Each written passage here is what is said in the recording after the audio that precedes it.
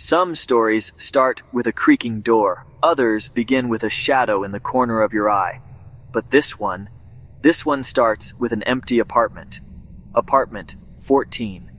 On January 31st, 1976, in the quiet college town of Chico, California, a young woman named Marliz Spannhake locked the door to her apartment and, honestly, just seemed to vanish from the face of the earth.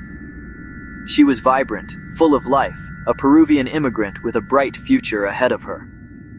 Yet, overnight, she became a ghost story, a local legend whispered in hushed tones.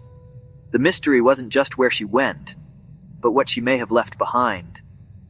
The building itself, a simple two-story complex on Chestnut Street, was unremarkable. It was the kind of place thousands of students and young people called home, a temporary stop on the road to somewhere else. But for Marliz, apartment 14 became the final stop. January 31st, 1976. It was a Saturday, just another day in Chico.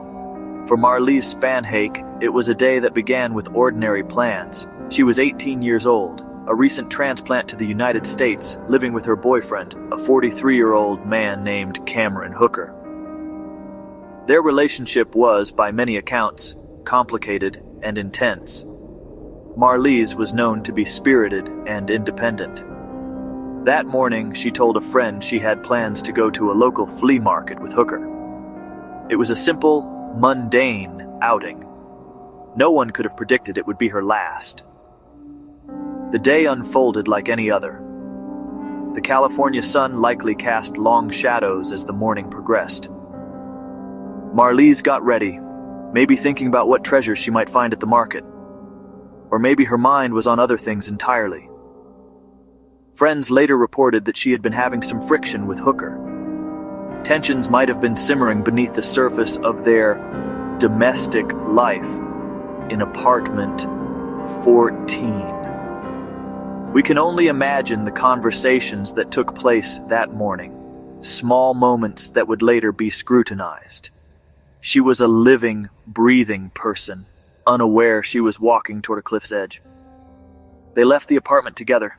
The flea market was crowded, a chaotic symphony of vendors hawking their wares, customers haggling over prices. Amidst the noise and the energy, something went wrong. Witnesses who knew the couple saw them there, and they weren't browsing amicably. They were arguing.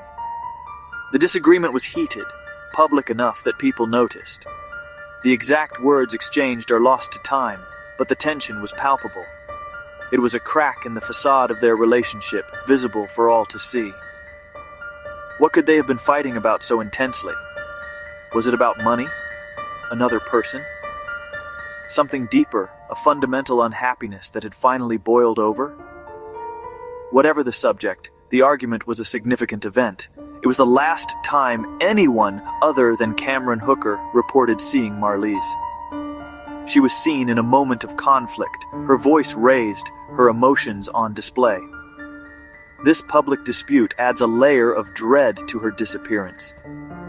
After the argument, the story gets murky. Hooker's account is the only one we have, and it's an account that would change and warp over time, casting a long, dark shadow of suspicion over everything he said. When Marliz didn't return, the silence in apartment 14 must have been deafening. At first, maybe Hooker wasn't worried, or at least, that's the story he would tell. He claimed she had gone to stay with friends to cool off after their fight. One day turned into two. A week passed. Her friends started asking questions. Where was Marliz? They hadn't seen or heard from her.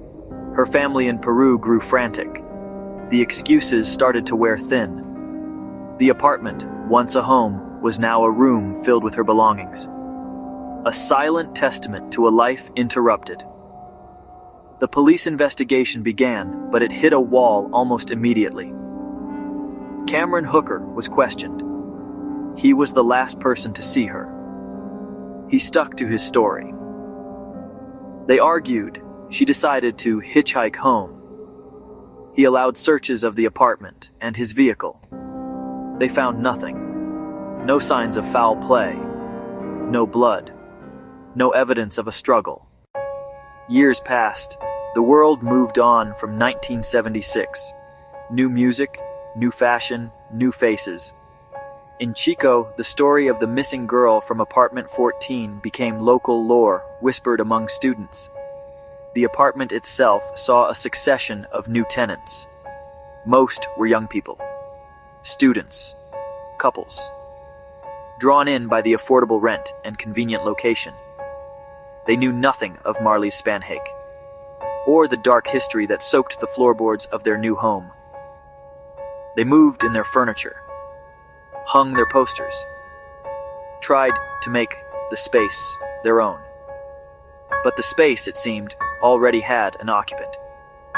It started subtly, so subtly that most people dismissed it at first. A flicker of the lights in the kitchen when no one was near the switch.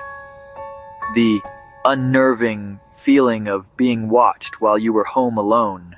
The unexplained phenomena in apartment 14 began to escalate. The gentle footsteps, flickering lights were unnerving, just a prelude to something far more direct and terrifying. Tenants started hearing voices, not clear conversations, faint, indecipherable whispers, coming from the walls themselves. It happened in the quietest moments of the day, when the building was still and the city outside was calm. A soft, sibilant sound, like someone murmuring just on the other side of the drywall.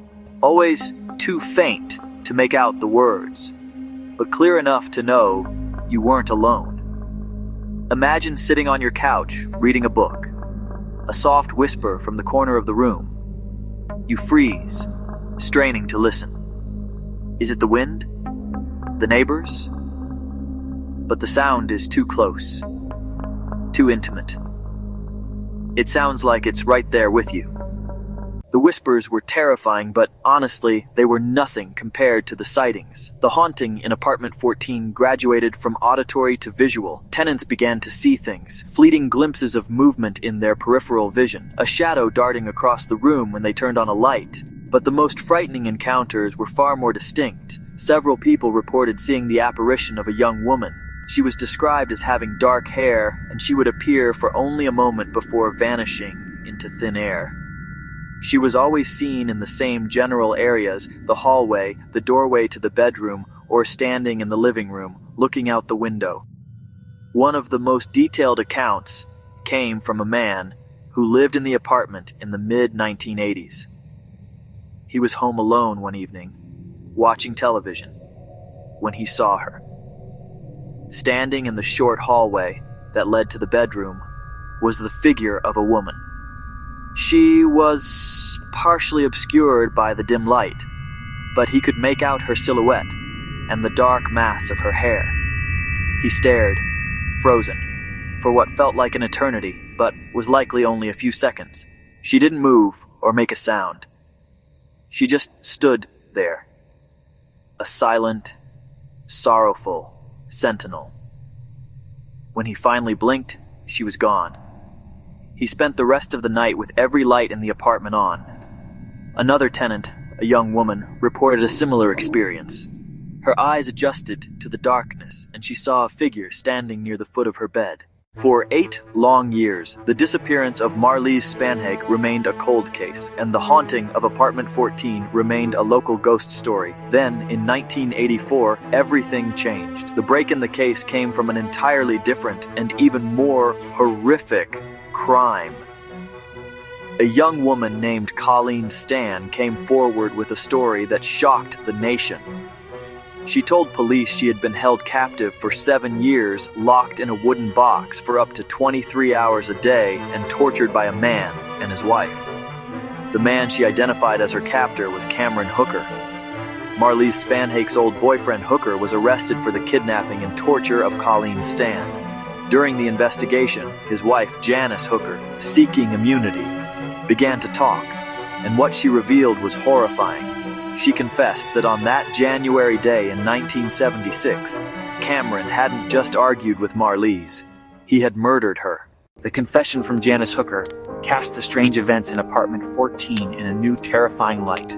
The flickering lights, the disembodied whispers, the cold spots, and the overwhelming sadness.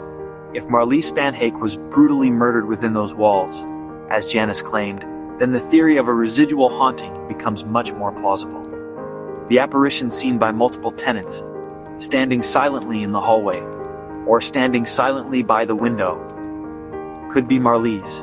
Like and subscribe for more horror stories like this one. Perhaps, if you were to stand outside apartment 14 on a quiet night and listen very, very closely, you might just hear her whisper.